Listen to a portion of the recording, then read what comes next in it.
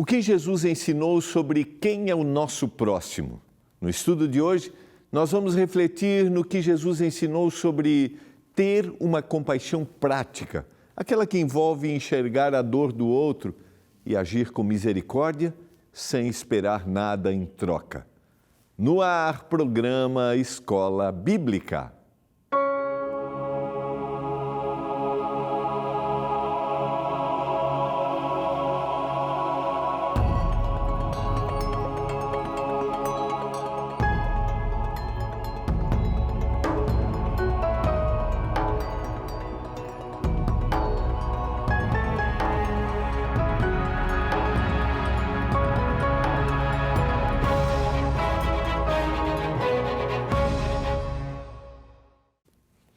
Olá, tudo bem com você? Que alegria! Estamos juntos começando mais um programa Escola Bíblica, aqui pela TV Novo Tempo, canal da Esperança.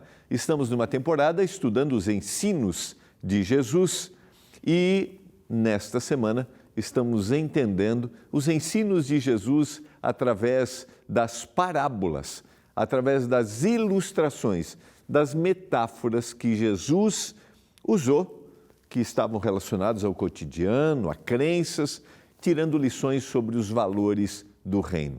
Eu confesso a você que o estudo desta temporada, o estudo das parábolas, o estudo dos valores do reino, o estudo das bem-aventuranças, como a gente já viu, me trazem assim uma profunda reflexão, porque essa é a lógica invertida.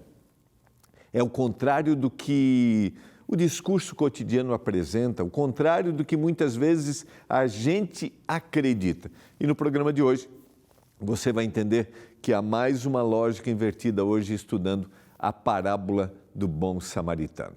Eu quero dizer para você que você pode estudar a Bíblia com a gente também. Essa temporada nós estamos estudando um estudo que é da nossa instrutora bíblica virtual, a Esperança, onde você pode estudar a Bíblia através do WhatsApp. Isso mesmo, é só salvar esse número aí na sua tela. Agora, o número mesmo, salvar no seu celular, né? O número que vai aparecer na tela. Isso mesmo, 1298109, não, estou dizendo errado. Agora, 12982000062. Estava dizendo o WhatsApp do programa. Então vamos repetindo, 12982000062. Salvou? Salvou? Então, escreve estudo agora. Você vai interagir pelo WhatsApp. Estudo. Já vai aparecer ali a fotinha da Esperança. E aí você vai receber 3 perguntinhas. Se você quer estudar, se você quer estudar com alguém, se você não quer estudar, você vai para a opção A e aí você vai ter a lista de estudos que vão aparecer aí no seu celular. Depois dessa lista de estudos, você escolhe a opção A e aí você vai começar a estudar com a Esperança.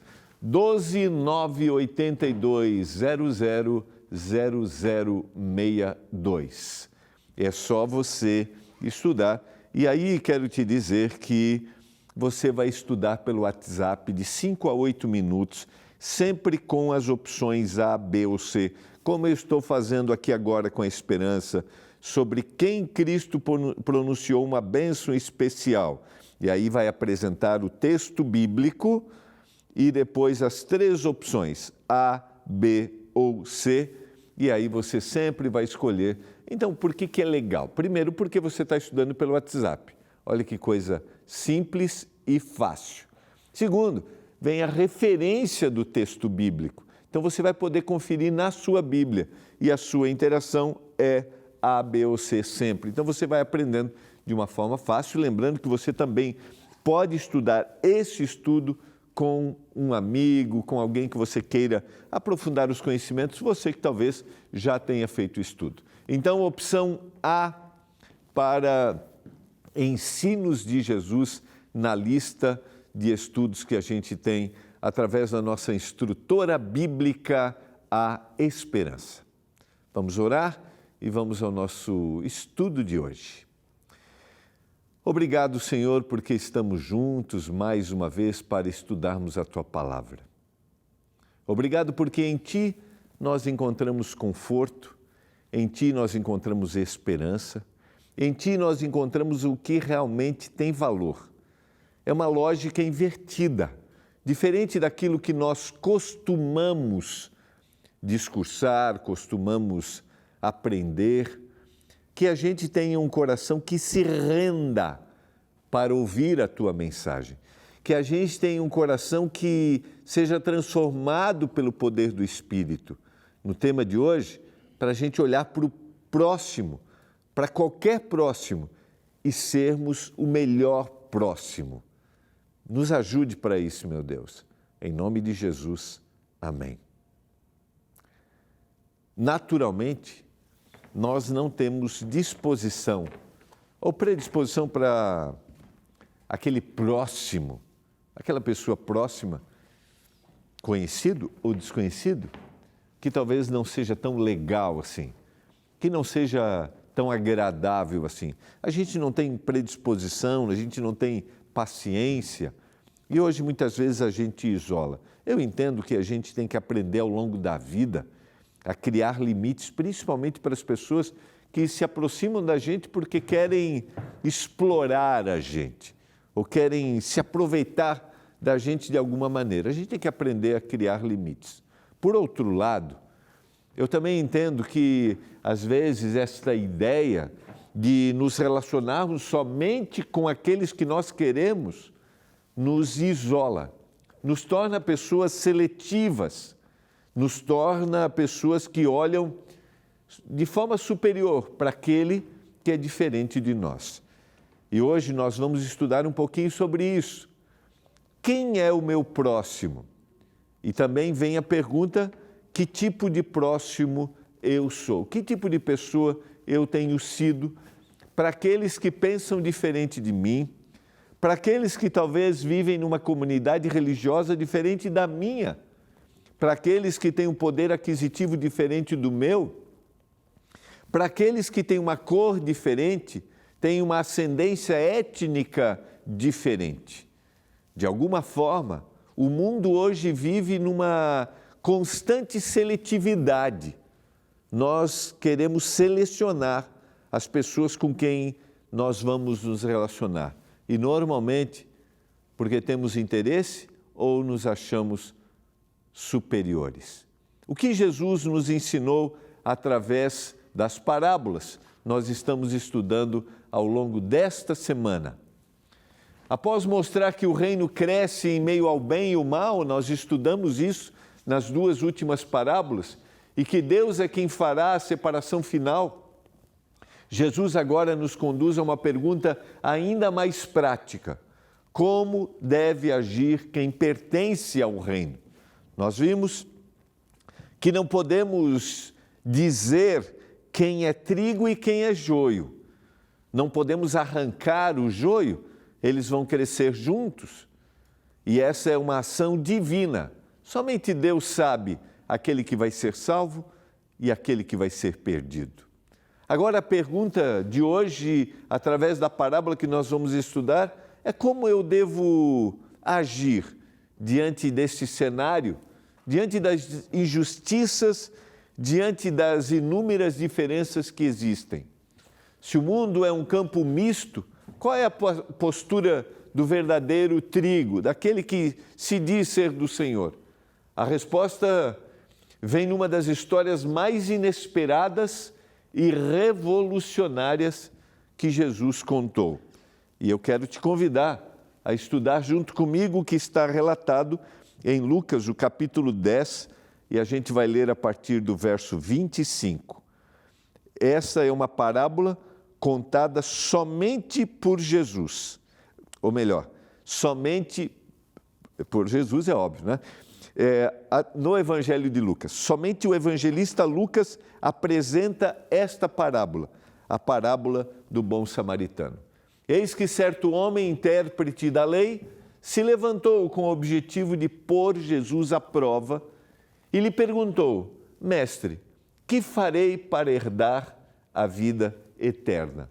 Sempre que a gente lê um texto que já é conhecido, eu tenho dito algumas vezes aqui, nós temos um grande desafio, que é tirar desse texto uma impressão que talvez a gente não teve em outro momento da leitura, ou ser impressionado como se a gente fosse pela primeira vez. E essa é uma história muito conhecida, eu já apresentei em alguns momentos aqui no programa e talvez você já tenha lido.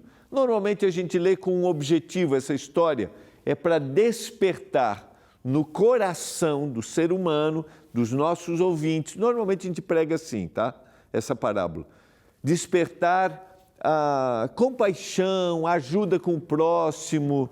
Normalmente em projetos assistenciais a gente usa essa parábola.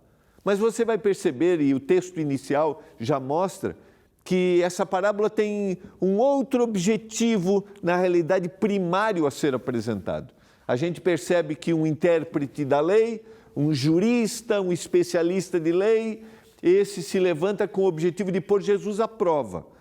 Normalmente, aqueles que se aproximavam dos rabis, dos mestres, eles se rendiam, eles se submetiam a aprender. Aqui ele tem o objetivo de pôr Jesus à prova e ele pergunta: o que eu vou fazer, o que eu devo fazer para herdar a vida eterna? Então Jesus lhe perguntou. Jesus não responde, mas Jesus faz a melhor forma de a gente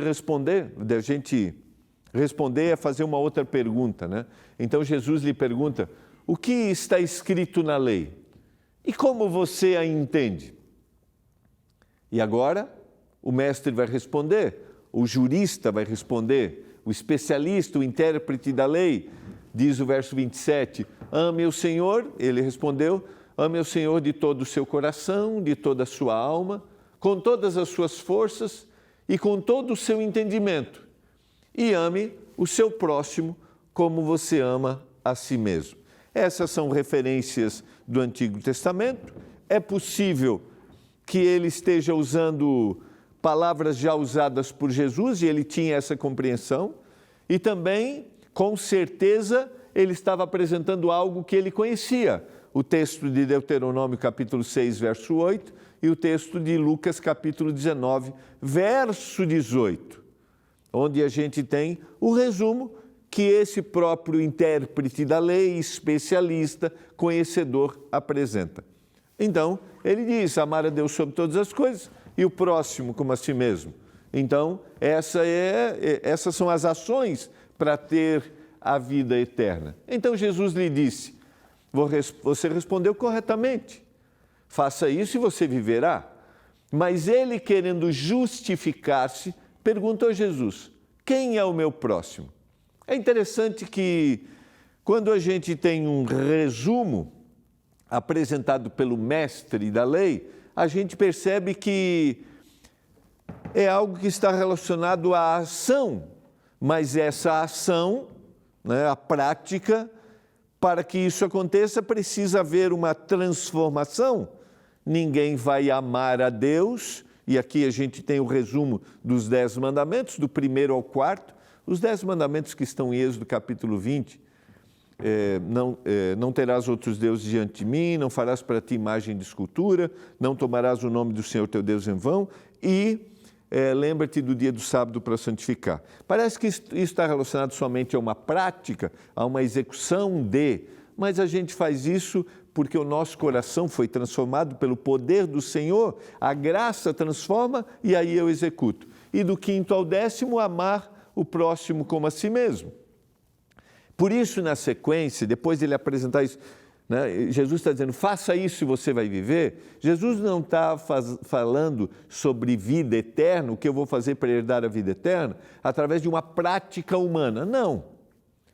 Porque é o Senhor que põe no meu coração esta mudança para que eu ame a Deus e ame ao próximo. Isso não é mérito meu. Por isso, na sequência, o intérprete da lei vai dizer, querendo justificar-se, ele pergunta quem é o meu próximo.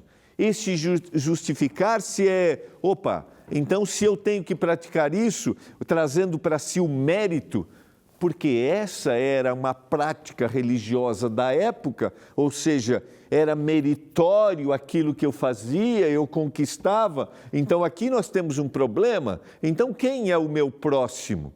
quem é aquele que o Senhor diz que eu tenho que amar?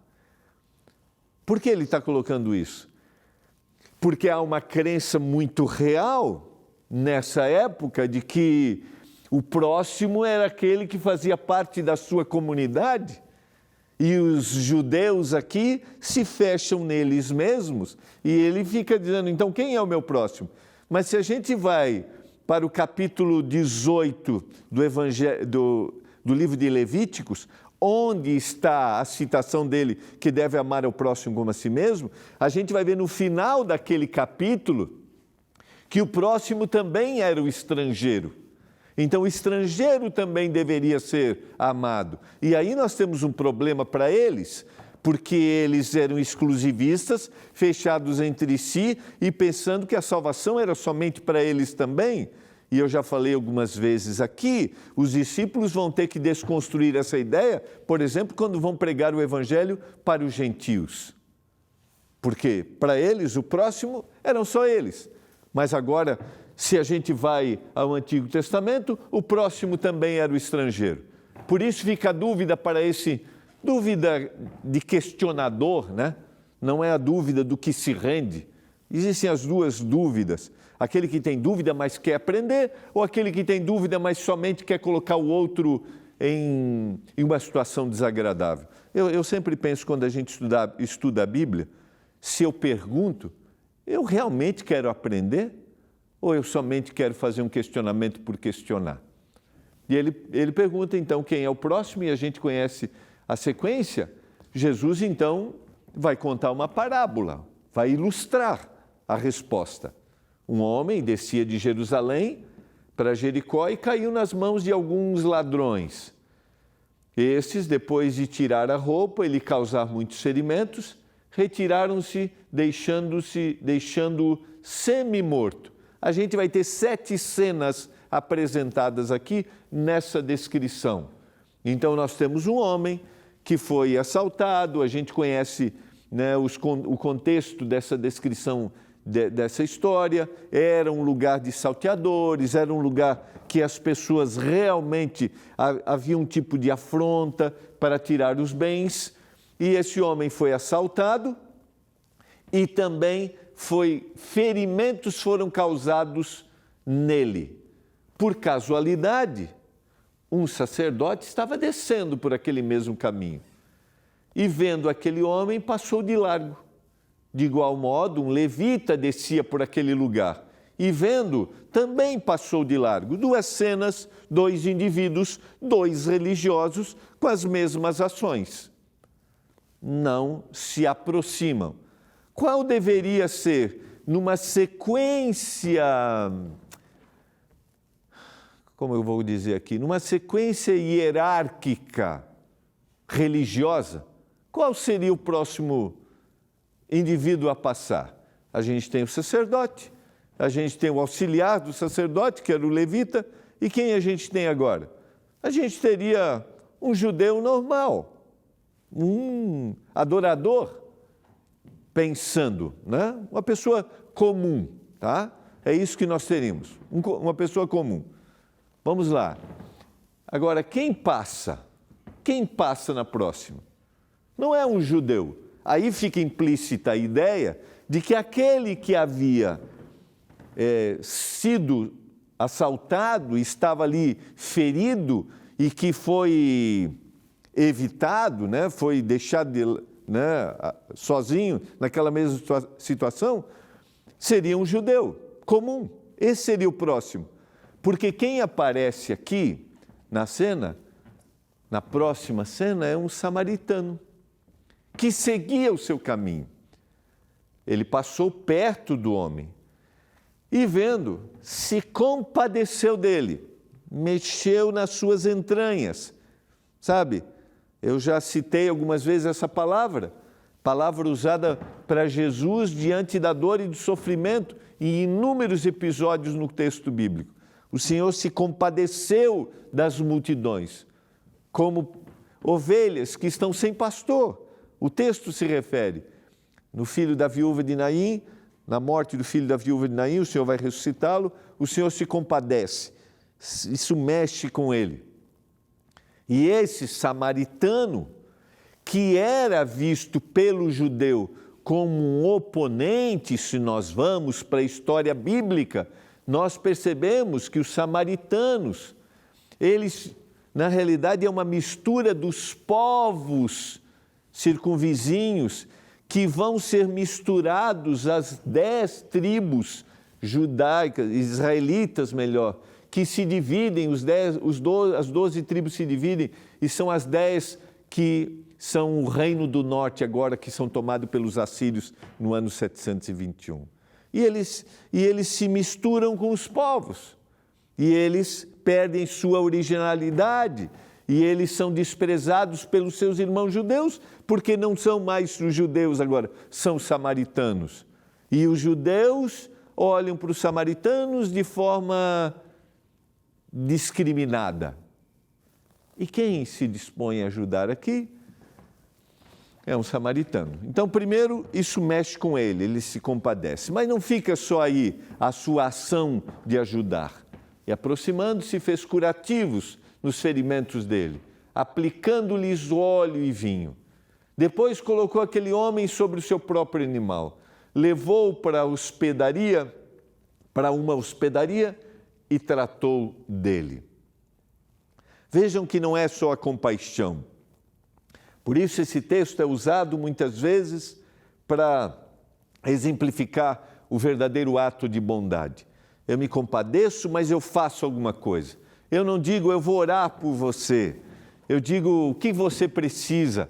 Coloca sobre o animal, leva para a hospedaria, vai se dispor a pagar qualquer gasto que aquele homem vai ter. É interessante que essa hospedaria realmente é um lugar de hospedagem, tá? Diferente de hospedaria usada quando a gente se refere ao nascimento de Jesus. Lá é uma hospedaria, um quarto de hóspede. Aqui não, é um lugar em que as pessoas usavam como aposento, como uma espécie de hotel, uma pousada. Olha que interessante a sequência. No dia seguinte, ele separou 2 denários. Um dia de trabalhador, o valor de 1 denário, e os entregou ao hospedeiro, dizendo, cuide deste homem. Se você gastar algo a mais, eu farei reembolso quando eu voltar. Perceba, há um compromisso, há um comprometimento, e aqui a gente pode tirar essa lição maravilhosa. Quando a gente se dispõe a ajudar, não é só um ato de compaixão, de olhar, eu sinto sua dor, vou orar por você, mas não faço nada por você. O samaritano faz. Mas a história não é, como eu disse, primariamente sobre fazer o bem.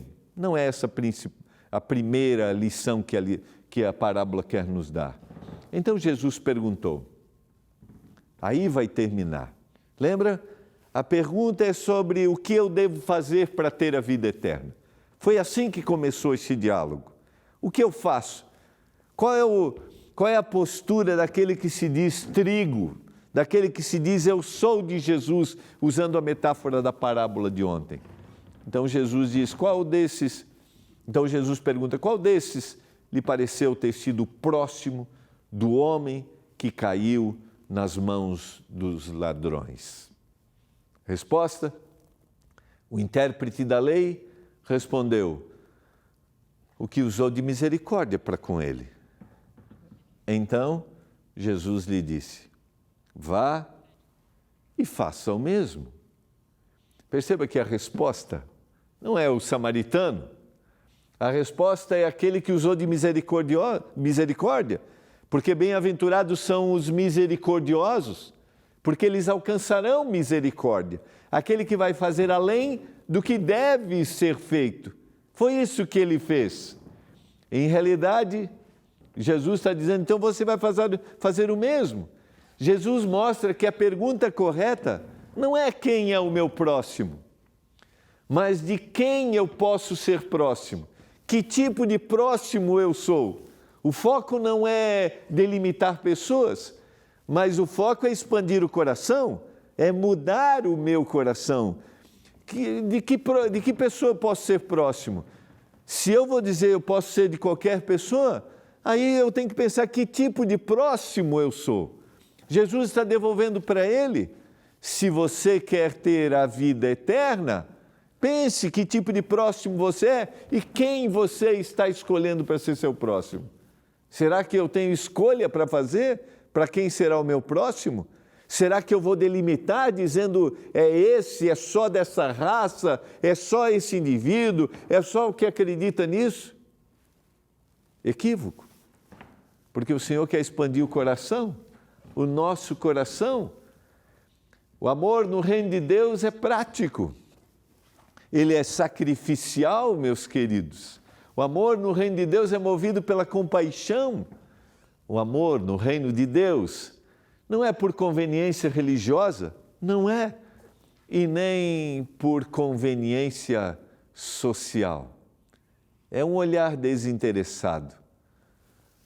O samaritano é escolhido porque desafia o preconceito do ouvinte judeu e revela que Deus pode usar quem o religioso despreza para exemplificar a verdadeira piedade. Por isso ele escolhe o samaritano, porque ele precisava fazer o judeu refletir até onde ia o seu preconceito, que havia abandonado a palavra que dizia que o estrangeiro era o seu próximo.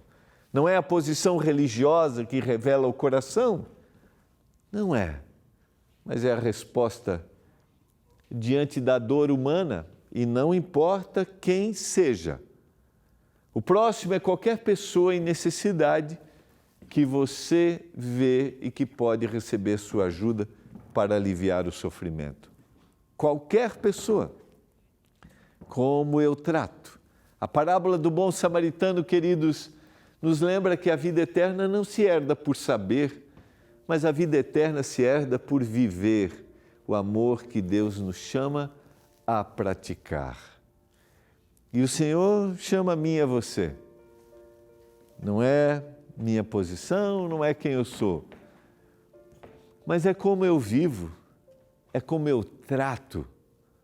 O comportamento se revela no tratamento.